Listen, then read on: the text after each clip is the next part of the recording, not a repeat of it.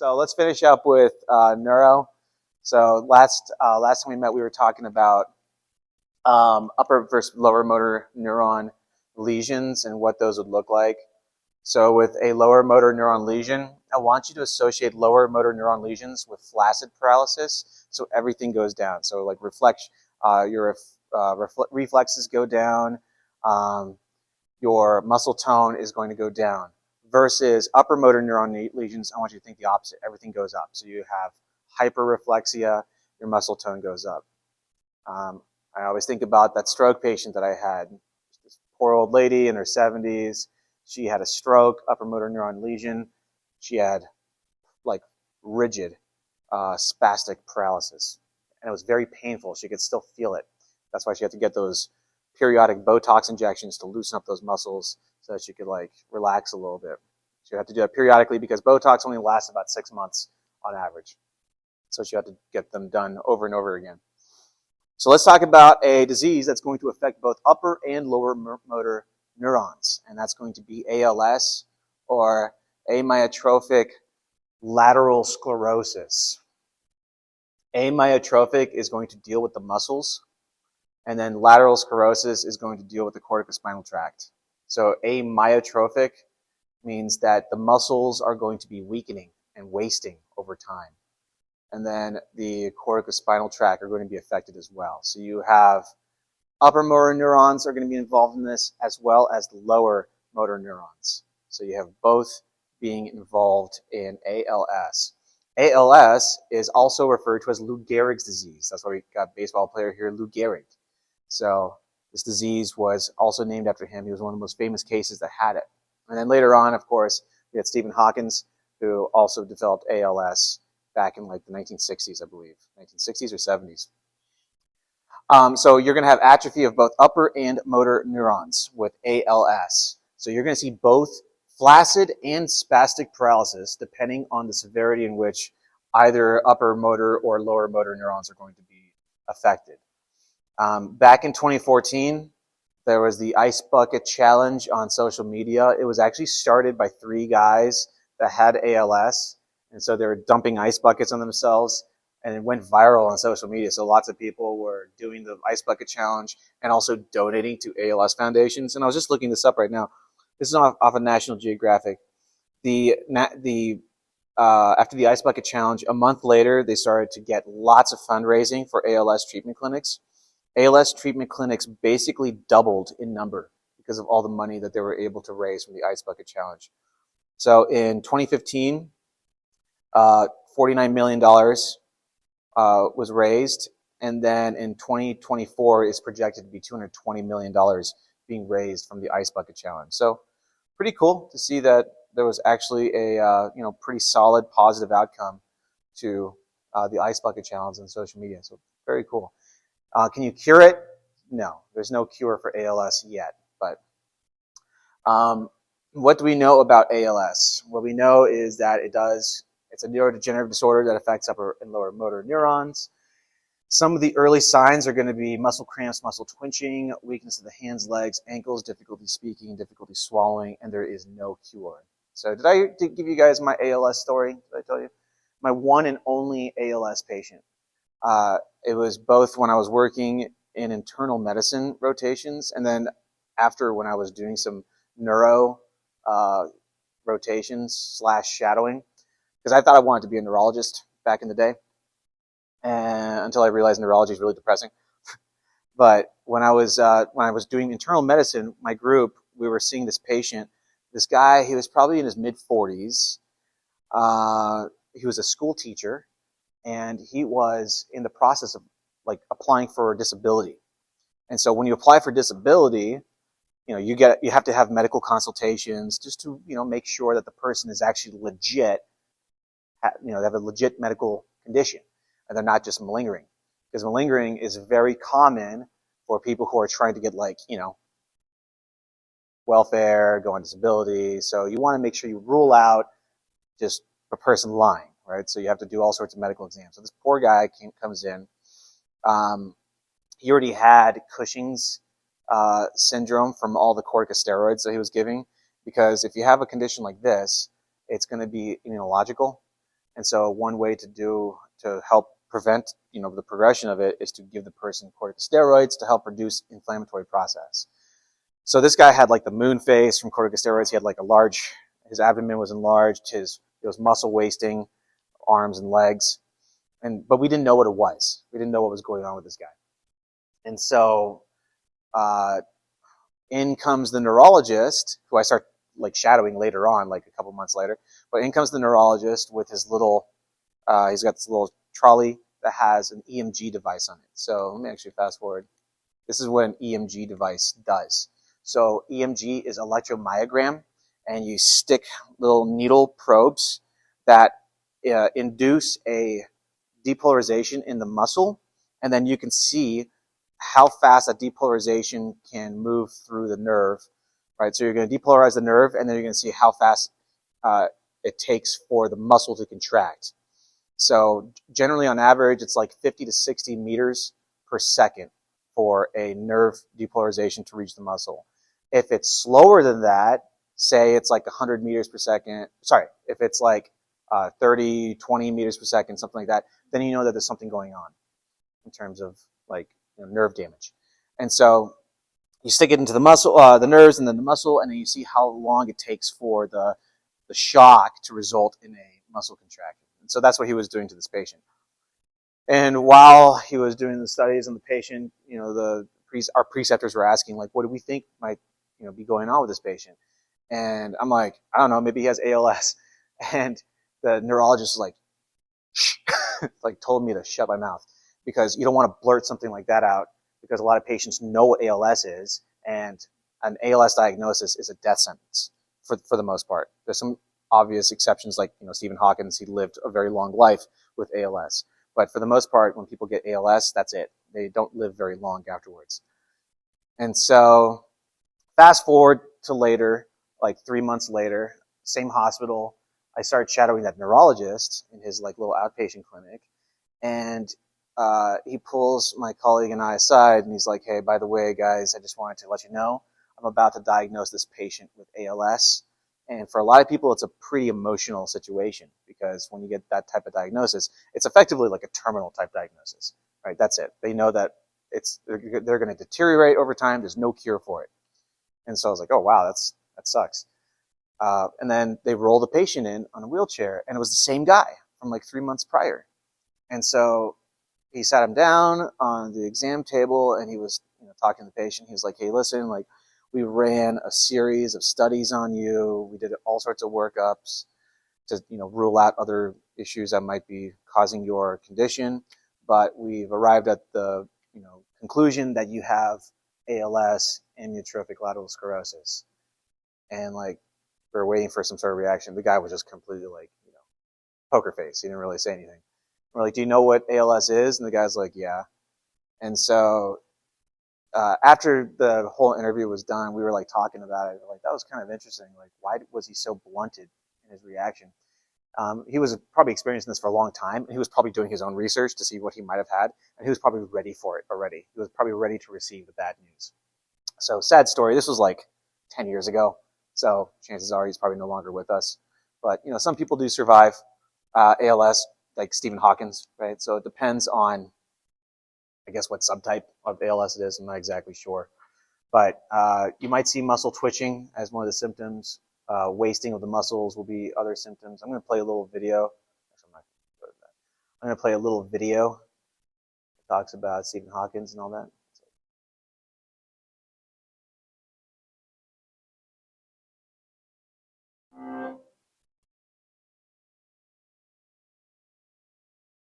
Stephen Hawking was diagnosed with a rare neuromuscular disorder called amyotrophic lateral sclerosis, or ALS.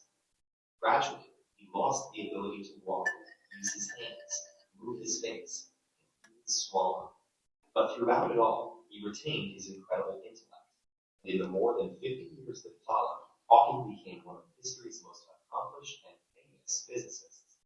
However, his condition went uncured, and he passed away in 2018 at the age of 76.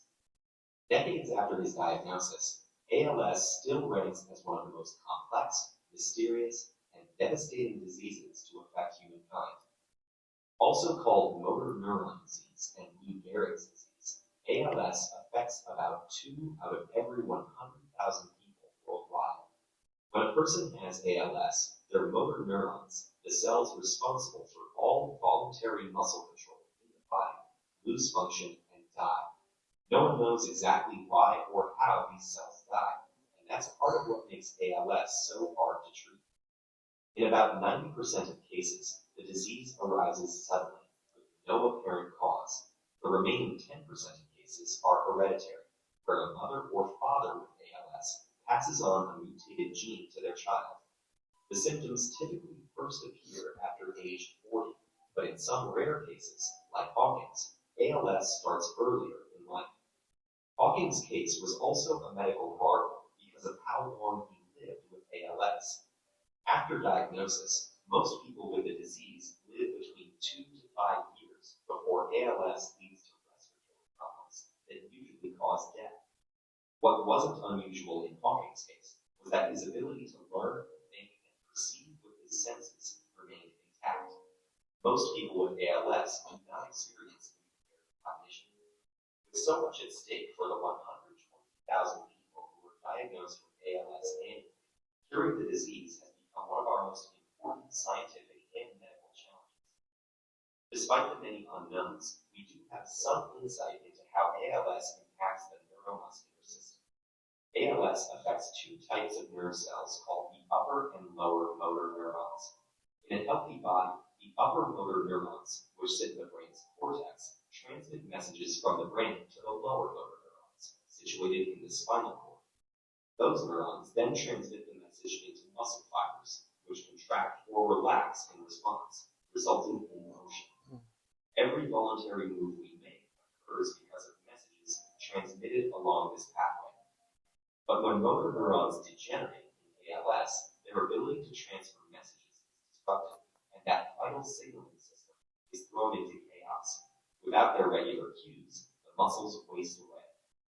Precisely what makes the motor neurons degenerate is the prevailing mystery of ALS. In hereditary cases, parents pass genetic mutations onto their children. Even then, ALS involves multiple genes, with multiple possible impacts on motor neurons, making the precise triggers hard to pinpoint. When ALS arises sporadically, the list of possible causes grows. Toxins, viruses, lifestyle, or other environmental factors may all play roles. And because there are so many elements involved, there's currently no single test that can determine whether someone has ALS. Nevertheless, our hypotheses on the causes are developing. One prevailing idea is that certain proteins inside the motor neurons aren't folding correctly and are instead forming clumps. The misfolded proteins and clumps may spread from cell to cell. This could be clogging up normal cellular processes, like energy and protein production, which keep cells alive. We've also learned that along with motor neurons and muscle fibers, ALS could involve other cell types. ALS patients typically have inflammation in their brains and spinal cords. Defective immune cells may also play a role in killing motor neurons, and ALS seems to change the behavior of specific cells that provide support for neurons. These factors highlight the disease's complexity, but they may also give us a fuller understanding of how it works, opening up new avenues for treatment. And while that may be gradual, we're making progress all the time. We're currently developing new drugs, new stem cell therapies to repair damaged cells, and new gene therapies to slow the advancement of the disease. With our growing arsenal of knowledge, we look forward to discoveries that can change the future for people living with ALS. All right, great video. Here's a really nice summary of what's going on with ALS. By the way, have you guys seen this movie before? Theory of Everything. It's such a good movie. Highly recommend it. It's idiopathic. It could be genetic. Who knows?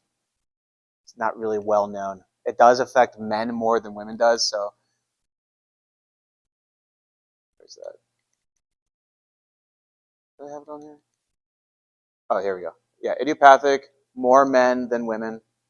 So there's got to be some sort of genetic underlying, reason for it, but it's, for the most part, it's idiopathic, so we don't exactly know. Here's one theory. It could involve glutamate, so that's important. So highlight that on your slides. You might, glutamate might be one of the reasons why ALS progresses. And glutamate is one of the excitatory type neurotransmitters. Too much glutamate can actually damage the neurons. So that might be part of what's going on with ALS.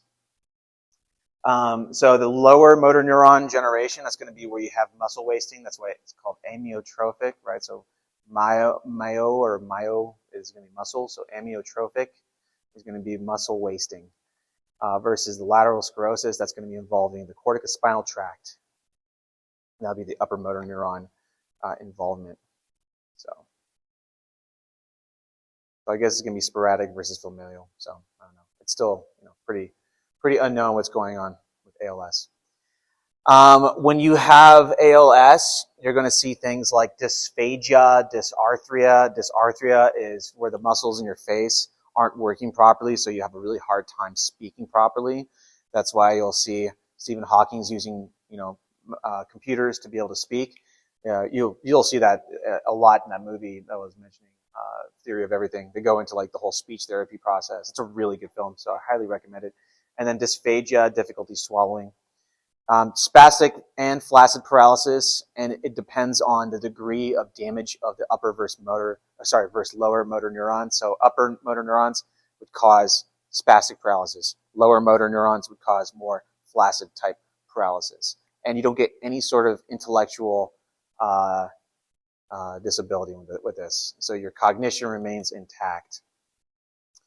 You could test this with an MRI. You could test it with, the electromyogram type studies that I was mentioning.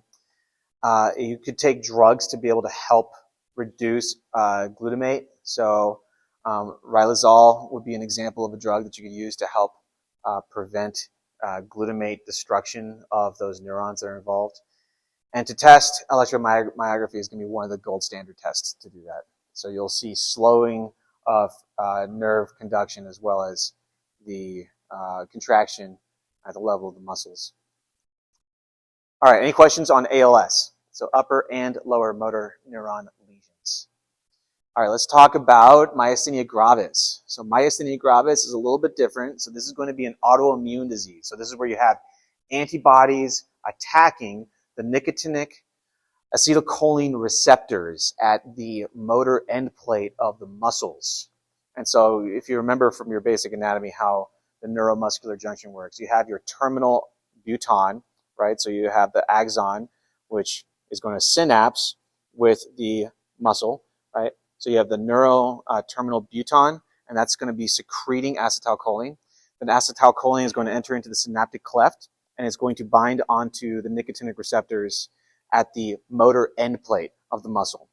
And so you need acetylcholine to bind to nicotinic receptors to elicit a muscle contraction, right? And so if you have antibodies that are destroying the nicotinic receptors for acetylcholine, then you're going to have reduction in muscle contractions. And that's kind of the hallmark of myasthenia gravis. So you're going to have weakness, fatigue, that's going to get worse upon exertion. So the more stuff you do throughout the day, the more you're going to exhaust your muscles because you don't really have a lot of nicotinic receptors for acetylcholine. And so that's kind of what's going on with myasthenia gravis. So it's going to be affecting the neuromuscular junction. That's what NMG stands for. It's going to happen more in women for whatever reason, and it's going to be associated with thymus type issues, so hyperplasia or thymomas. And so one way you could treat it, if it's a thymus issue, you can go in and resect the thymus gland.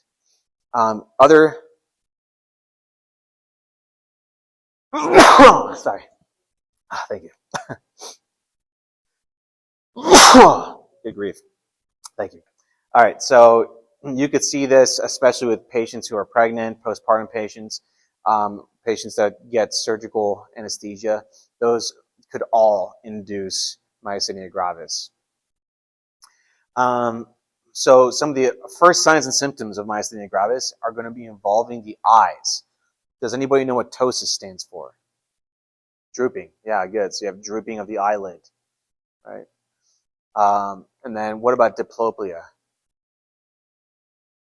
Double vision. Yeah, exactly. So diplopia is the fancy word for seeing two, right? So you have double vision. So those are going to be the first things that you see: diplopia and ptosis. So drooping of the eyelids as well as double vision. It's going to be affecting other muscles in the face as well. So face, mouth, throat, neck. And then you'll also see difficulty chewing, swallowing, and with speech as well. So all those things are going to be affected with myasthenia gravis. It's going to be worsened with activity, and then it's going to improve with rest. So those are other hallmarks of myasthenia gravis. So exertional fatigue and weakness that improves upon rest. Because it's affecting the muscles that allow for swallowing, you could potentially get aspiration with myasthenia gravis. So that might be something to be concerned with. How do you test for myasthenia gravis? You could do the tensilin test, administer edrophonium, and that's going to be an acetylcholinesterase blocker. So why would that result in any sort of change? Because think about what's going on at the neuromuscular junction. At the neuromuscular junction, you have acetylcholine being released, right? It binds to the acetylcholine receptors, aka nicotinic receptors on the muscle. And then eventually it's going to get degraded by acetylcholinesterase. If you block acetylcholinesterase, then you're going to increase the amount of acetylcholine within the synaptic cleft of the neuromuscular junction. And so that would actually briefly improve the symptoms of myasthenia gravis. And like I said, briefly, because this doesn't last very long.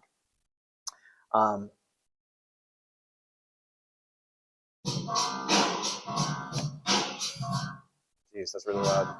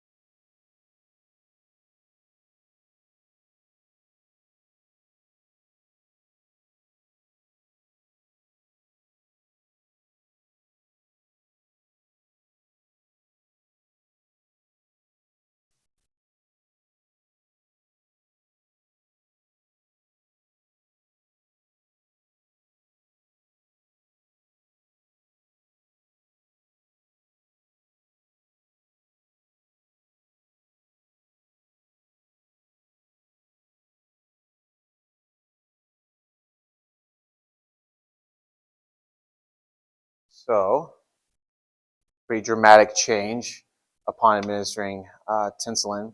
And so, there's no cure for it. You can treat it with certain meds, right? So you can give the person pyridostigmine, would be one way to treat it. If it's involving the thymus gland, if there's like a thymoma of some sort, you can do a resection of the gland. Those are some ways that you could be able to treat that. So tinsilin, the way that works, it's a acetylcholinesterase inhibitor. Right? So you're blocking the degradation of acetylcholine, and so you're going to be increasing the amount of acetylcholine that remains within that cleft of the neuromuscular junction. Any questions? What's up? Yes. Yeah, exactly. Yeah, you're tiring, you're fatiguing all those muscles. All the extraocular muscles are getting really tired with repetitive use. That's why he was like kept on having the kid look in different directions, right? With all that extra movement, the extraocular muscles get pretty fatigued. Yeah. Extraocular muscles can get fatigued very easily, more so than other muscles in the body. And so that's why some of those muscles are going to be the first to get affected. All right, let's do some quizzes, questions, and then we'll move on to psychiatry.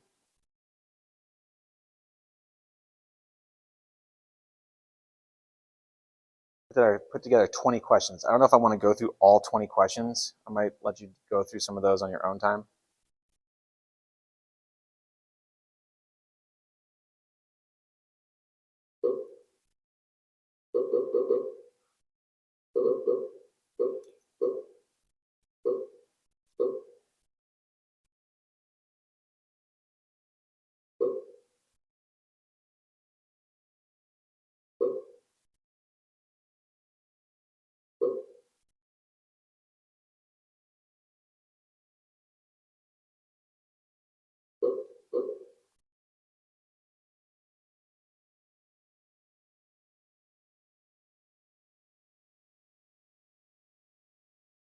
All right, so I'm going to go ahead and hit start just for the interest of time.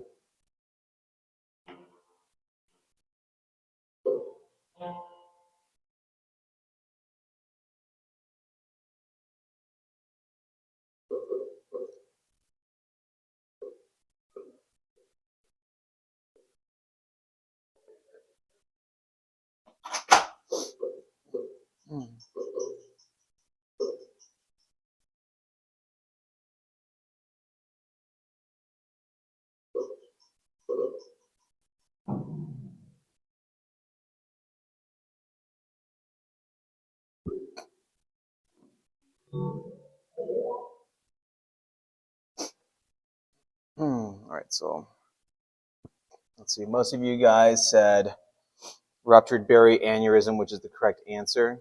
So the key giveaway on that is on the lumbar puncture. With the lumbar puncture, if you got red blood cells in the lumbar puncture, you don't really see any like leukocytes or anything like that, then you're going to be thinking that this person has a bleed in the brain. And so ruptured berry aneurysm, what kind of bleed does that cause? Subarachnoid hemorrhage. Perfect. Excellent. Let's move on.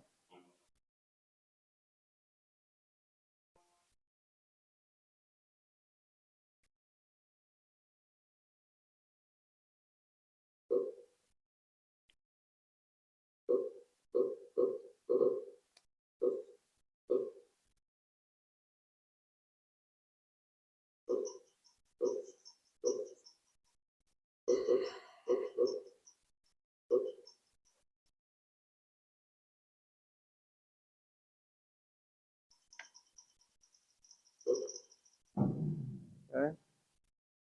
So what disease is this? MS. Good. Multiple sclerosis. Excellent.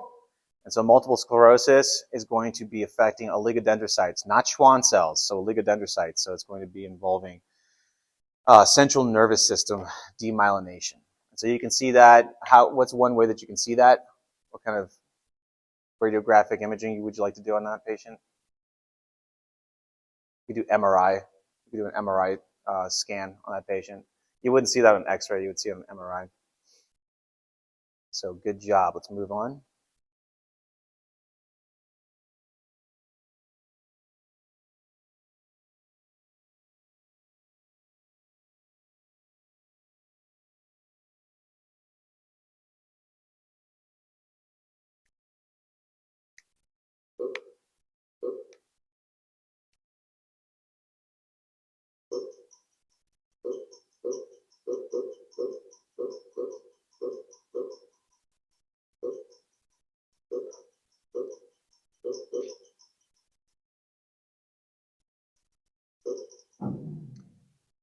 So what's this condition called again?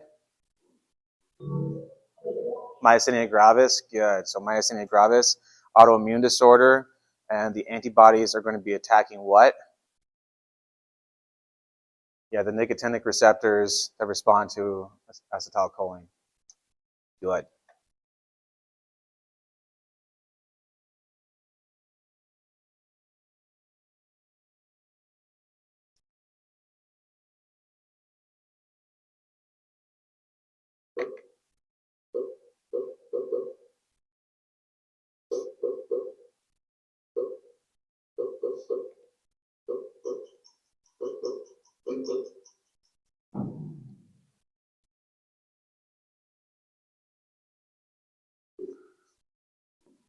All right, so that's ALS, right? So ALS is going to be involving glutamate, right? So that's going to be the neurotransmitter that's elevated.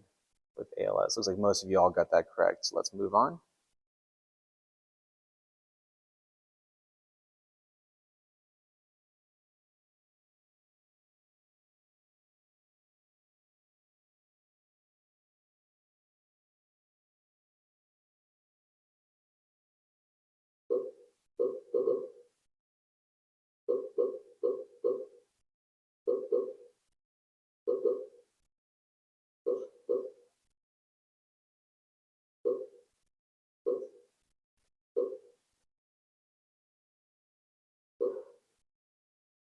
We haven't talked about this condition yet, but we will be very shortly. It should be pretty obvious. What do you guys think that guy's had? He has hearing voices. He's not homeless. Huh? Agoraphobia. Yeah, definitely not agoraphobia. This is a classic case of schizophrenia. So it looks like most of you all got that correct. Pretty straightforward. The next question is exactly the same one. I accidentally copied it twice, so let me move on to question number 7.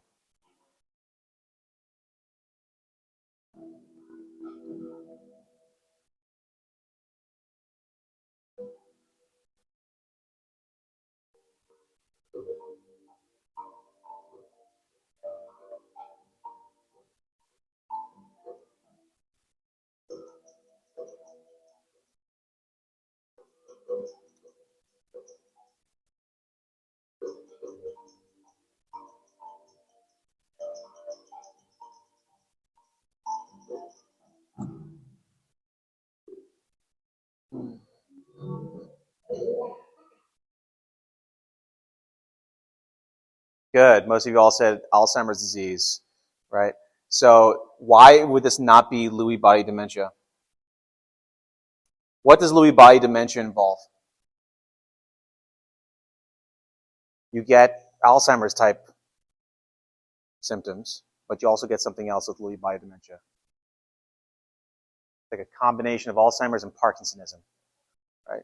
And so you're going to get Parkinsonism, so you're going to get shuffling gait, you're going to get that mask-like face, you're going to get the pill rolling, right? So you would see all that coupled with the memory loss and all the mood changes with Alzheimer's, right? So that's why it's not Lewy body dementia. Was that your question?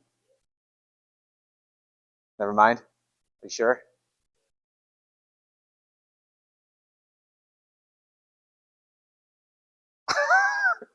Get out of here, man.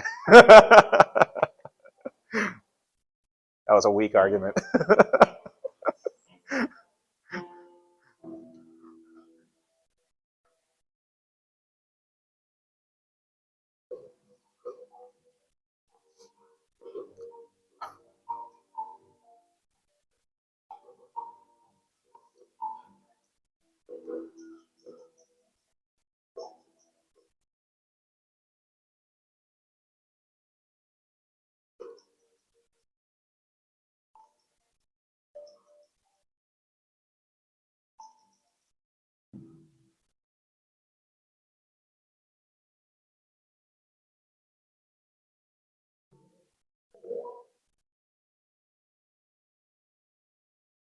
Good, yeah. So you see all those. Those are the 5 A's of Alzheimer's. So amnesia, forgetting things, anomia, right, not being able to name an object, apraxia, not being able to do things properly, like using like a pencil to do stuff, agnosia, not being able to know what different objects actually are, and then aphasia, not being able to speak properly.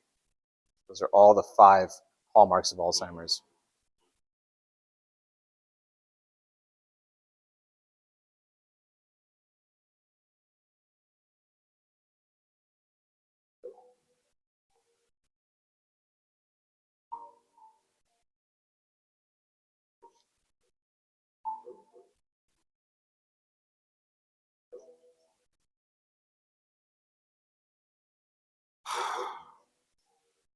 Mess it up.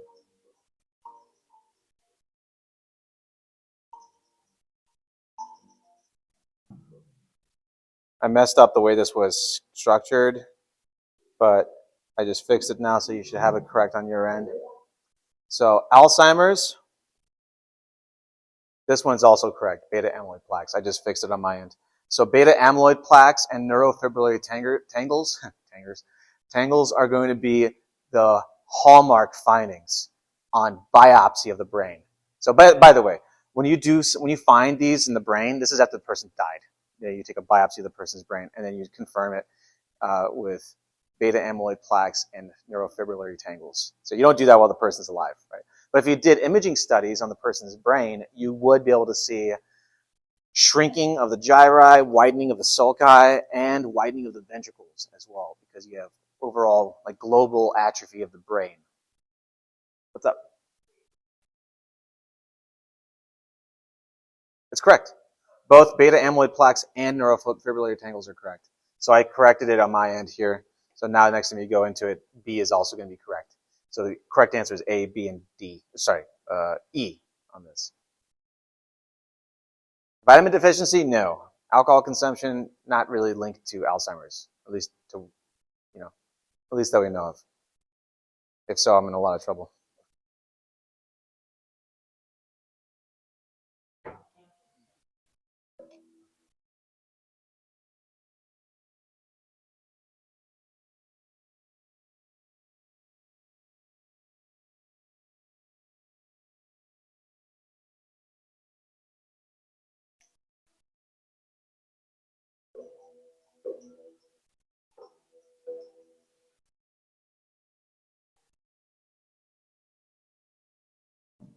So think about with Lewy body dementia. As I mentioned, it's a combination of Parkinson's plus Alzheimer's, effectively. Alzheimer's, the main neurotransmitter involved is going to be acetylcholine. Parkinson's, the main neurotransmitter is going to be dopamine, right? Because remember, with like Parkinson's, you're wiping out the substantia nigra, right, which produces dopamine. So it's going to be both dopamine and acetylcholine involved in that. So not glutamate or GABA. Dopamine, acetylcholine.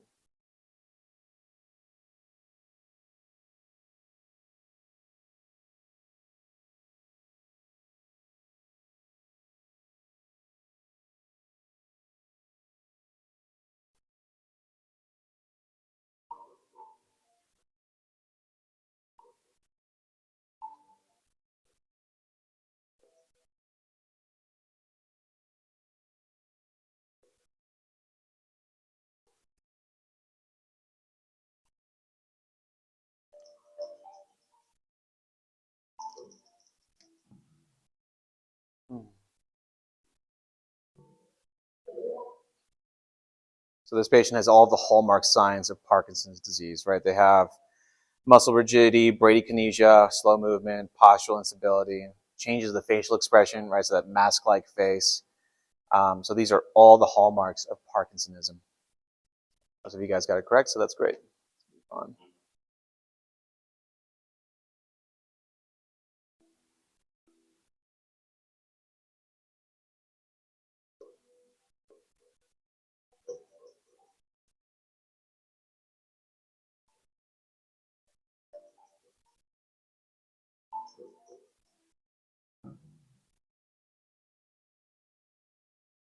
So dopamine.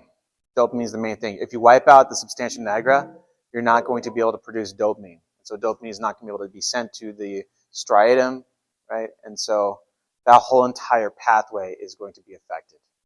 So it's going to be both D1 and D2, okay, with Parkinsonism. So note you have both direct and indirect pathways being involved in Parkinsonism. What's up? No. So with Huntington's, I want you to think of it as being where we have excessive D1 activation. So it's going to be causing more of that hyperkinesia. Yeah, so you're not getting the inhibitory component. So with Parkinson's, you can think of Parkinson's as being like a reduction in the D1 pathway, and you can think of Huntington's as being a overactivation of the D1 pathway. That's one way you can like think about it in terms of symptomatology. So that would make it easier to.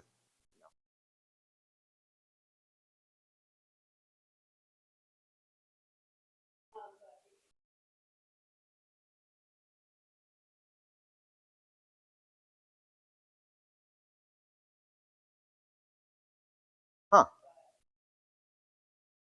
Yeah, I don't know off the top of my head. Yeah, I don't know. So what was it saying that patients with ADHD have a higher risk of developing Parkinson's later on in life?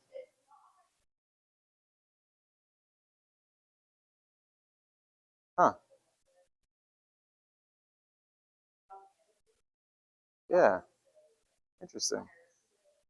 Send me those studies. I'd be curious to look into that. That's really interesting. Yeah. Any other questions about the different pathways? The Parkinson's versus Huntington's? We got a couple more questions left. So, no, dopamine with the nigrostriatal pathway is going to be associated with Parkinson's disease.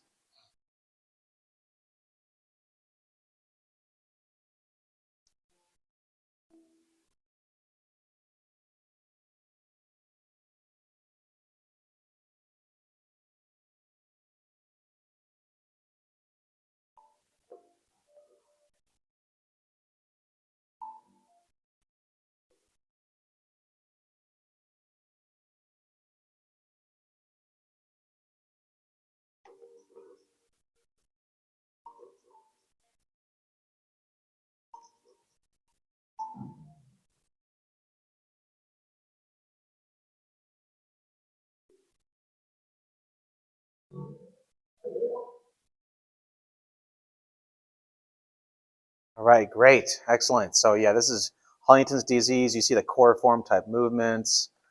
I don't know if it says hemibilismus in here, but you would potentially see hemibilismus as well, where you have like all the movement on one side of the body, especially. And so the hallmark for Huntington's is those trinucleotide CAG repeats. The more of those you get, the earlier onset Huntington's you will see in those individuals.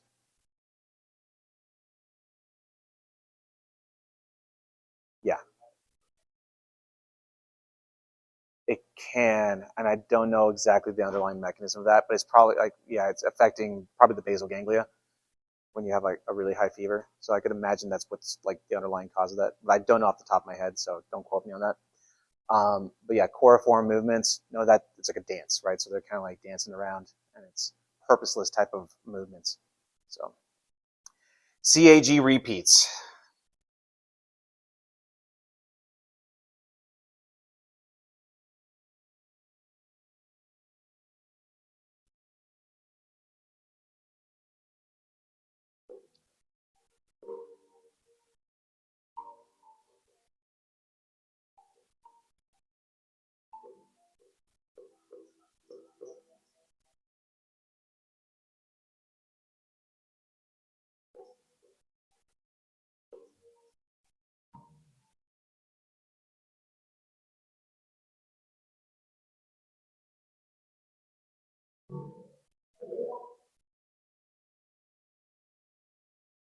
All right, easy question, huh?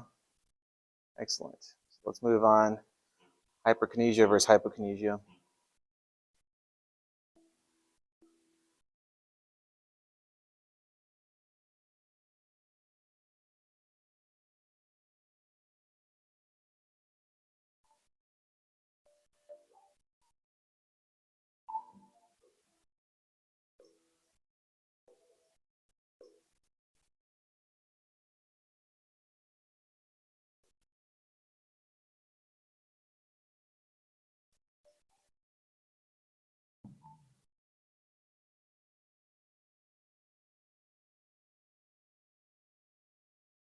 Looks like most of you guys got this one correct for multiple sclerosis. So some of the key features on this would be you start seeing the whole like division, blurred vision, double vision, and then you also see other effects from the central nervous system, like difficulty concentrating, things like that, and then relapses, right? So oftentimes MS, you get those like MS attacks, right? And so that's where you have the relapsing, and then often it progresses the disease along, so it gets worse and worse and worse over time. So multiple sclerosis was the answer for that.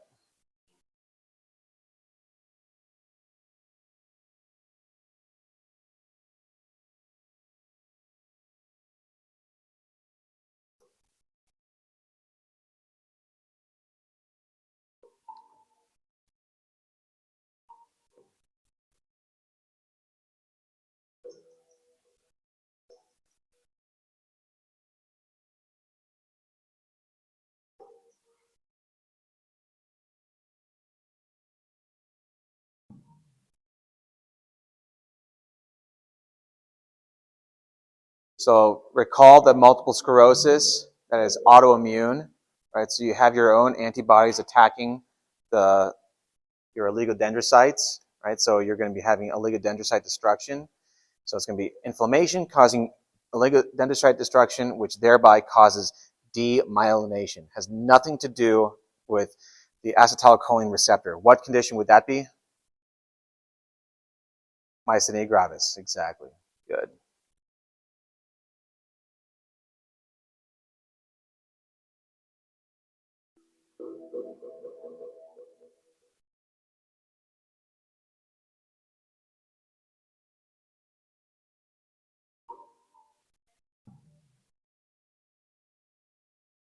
Softball question.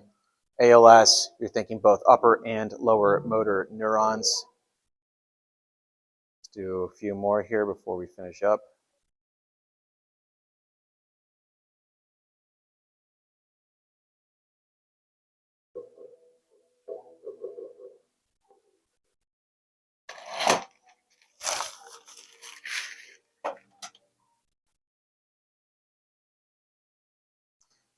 Because you get upper and lower motor neuron involvement, you're going to get, from upper motor neurons, you're going to get spastic paralysis.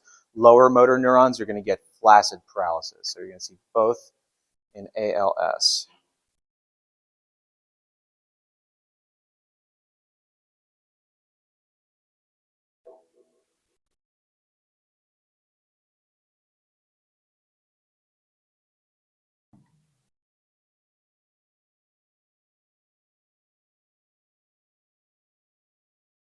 Another softball question. Myasthenia gravis is going to be involving acetylcholine at the nicotinic receptor.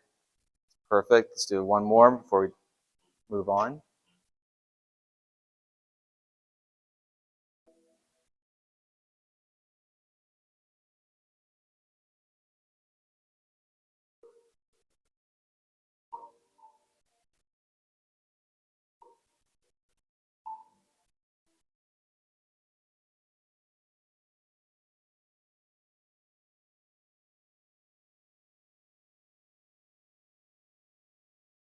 All right, so classic presentation. Muscle weakness that gets worse with activity, that improves with rest. And so that is it for neuro. Let's take a 5-minute break so I can run to the loo, and then we'll continue on and talk about psychiatry. So let's just take 5.